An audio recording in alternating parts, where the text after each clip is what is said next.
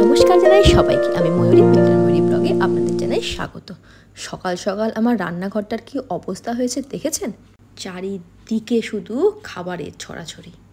গোছানোর চিন্তা করে তো আগে থেকেই ভয় লাগছে, কিন্তু কাজটা সম্পূর্ণভাবে সারা তো সবার আগের দায়িত্ব। তো আগে টিফিন বক্সটা প্যাক করি, তারপরে বলছি যে পারপাসটা কী ছিল।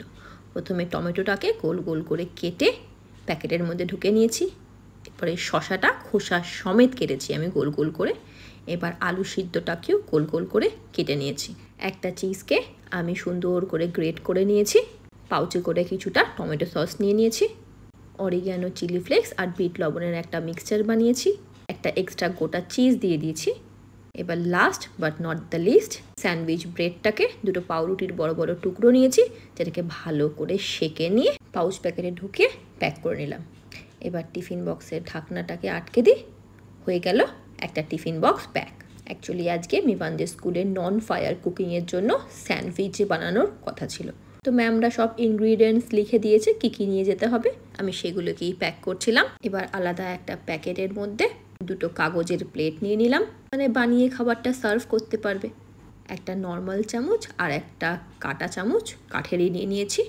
এবার একটা বড় প্লেট নিলাম, তার মধ্যে স্যান্ডউইচটা বানাতে পারবে। আর দুটো টিস্যু পেপার, এগুলোও স্কুল থেকে বলে দিয়েছিল। এই প্লেটগুলোকে যদি আমি ব্যাগের মধ্যে ঢুকিয়ে দিতাম না, তাহলে একটাও জিনিস আর আস্ত পৌঁছাতো না। তাই আলাদা একটা ব্যাগের মধ্যে করে এগুলোকে সম্পূর্ণ সুন্দর করে প্যাক করে নাম লিখে দিলাম। মিভান তো আজকের দিনটা নিয়ে ভীষণ এক্সাইটেড। রান্না করার প্রতি আমার ছেলেটার যে কি বিভৎস ন্যাক, রান্না করার নাম শুনলেইও খুব এক্সাইটেড হয়ে পড়ে। স্টেপলার দিয়ে ভালো করে ব্যাগটার মুখটাকে টাইট করে আটকে দিলাম, যাতে যাতায়াতের সময় উল্টে পড়ে না যায়। বাচ্চা মানুষ তো, বলা যায় না। আচ্ছা, আপনাদের কার কার ছোটোবেলা স্কুলে হতো এরকম নন ফায়ার কুকিং? আমাদের জানেন তো হতো, কিন্তু কি বানাতাম বলুন তো? আলু কাবলি বা ঝালমুড়ি। সব ফ্রেন্ডরা এক একটা করে ইনগ্রিডিয়েন্ট নিয়ে যেতাম আর মিলিয়ে মিশিয়ে জিনিস বানাতাম। তো আবার করে সেই জিনিসগুলো রিপিট করে বেশ আমারও আনন্দ হচ্ছে। মিভানদের তো দুটো টিফিন, স্মল টিফিনে তো নন ফায়ার কুকিং হতো, কিন্তু তার সাথে বিগ টিফিন নিয়ে যাওয়ারও অর্ডার ছিল। তাই মিভানকে কয়েকটা চিকেন পকোড়া করে দিয়েছিলাম। চিকেনের যে কোনো জিনিসই মিভান খুব পছন্দসই খায়। আর স্কুলে যদি এই চিকেনের টিফিন দিই, তাহলে আর বাড়ি ফেরত আসার মতো কোনো চান্সই থাকে না। টিস্যু পেপার দিয়ে এই পকোড়াগুলোর অয়েলগুলোকে সম্পূর্ণভাবে প্রথমেই সোক করে নিয়েছি। এবার চিকেন থেকে যে পরিমাণ ডিমটা বেঁচে গেছিলো, ওর মধ্যেও মশলা লাগানো ছিল, সেগুলোকে গোল গোল করে সুন্দর করে ডিজাইন করে ভেজে নিয়েছি। দেখুন তো কি সুন্দর লাগছে টিফিন বক্সটা।